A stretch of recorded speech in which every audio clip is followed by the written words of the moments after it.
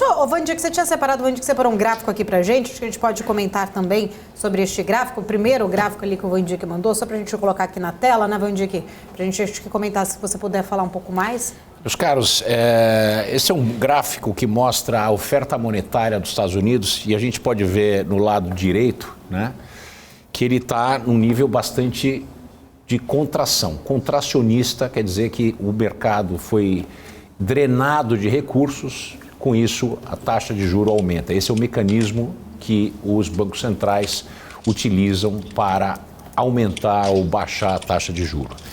A gente está num nível que é um nível bastante interessante quando a gente analisa as chances do que o Fábio estava falando de um hard landing, né? Um pouso daqueles turbulentos que a gente tem com os aviões.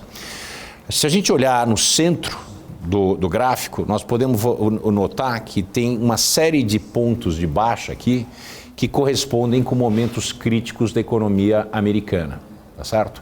Se a gente olhar, né, ao longo dos últimos 13 anos, a gente teve taxas de juro muito baixas comparado com o histórico. E isso fez com que as pessoas se envaidecessem, comprassem coisas novas e saíssem à compra. E foi a maneira que alguns governos, principalmente o governo mais recente, viu para estimular a economia na saída da pandemia, da crise da pandemia de Covid.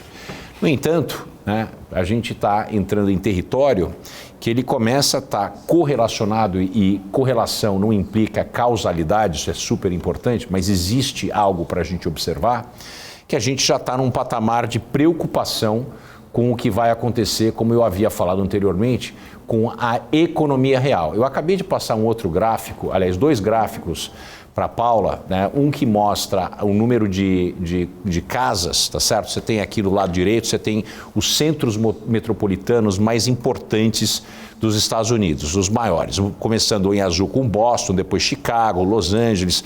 Em preto você tem na curva preta, tá certo? Esse traço preto, a curva preta, ela é a média nacional. E depois você tem Filadélfia em verde, Seattle em laranja e Washington DC em roxo, né?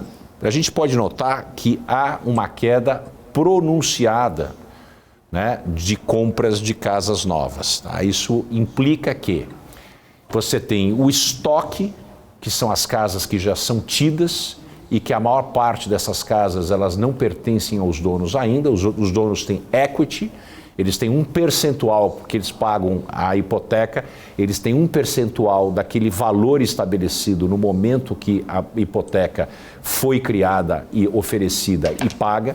Isso vai ser pago ao longo dos 30 anos que essa hipoteca, na média, tem.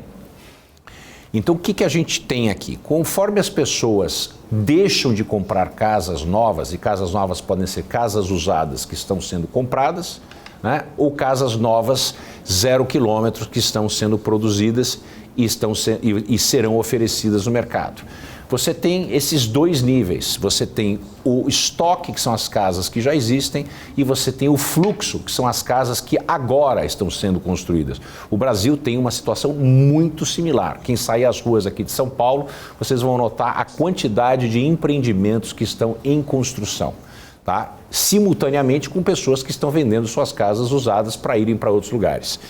Com uma queda bastante notável em todas as regiões metropolitanas mais importantes e principalmente na média de mercado dos Estados Unidos tem uma queda muito acentuada, isso faz com que o preço das casas que existem e o preço das casas que estão em construção caiam. Isso é oferta e demanda simples, né?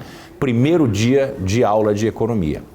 Então isso causa um problema muito sério na economia real, porque os donos dessas casas, ou os aspirantes a donos, porque essas pessoas têm hipotecas, né?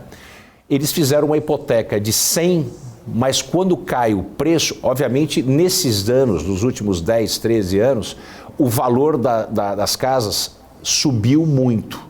Então eles têm ganhos ali, ganhos de capital, para falar a verdade. Eles ganharam nesse investimento. No entanto, com a queda do preço, como aconteceu em 2008, 2009, na crise financeira, é possível que a queda seja tão acentuada que ela caia mais do que os ganhos desde a emissão da hipoteca. Isso faz com que o valor da hipoteca que você tem que pagar seja superior do que o valor de mercado da casa. E você está numa situação muito complicada, isso faz com que as pessoas parem de pagar a hipoteca e você aperta o turbo desse processo, desse ciclo do mercado. E uma vez que as pessoas param de pagar hipotecas, as casas começam a ser leiloadas, repossuídas pelos bancos e leiloadas com preços mais baixos, porque algum dinheiro é melhor do que nenhum dinheiro, e todas as casas caem em valor rapidamente. Você tem uma crise de tamanho que você não sabe calcular.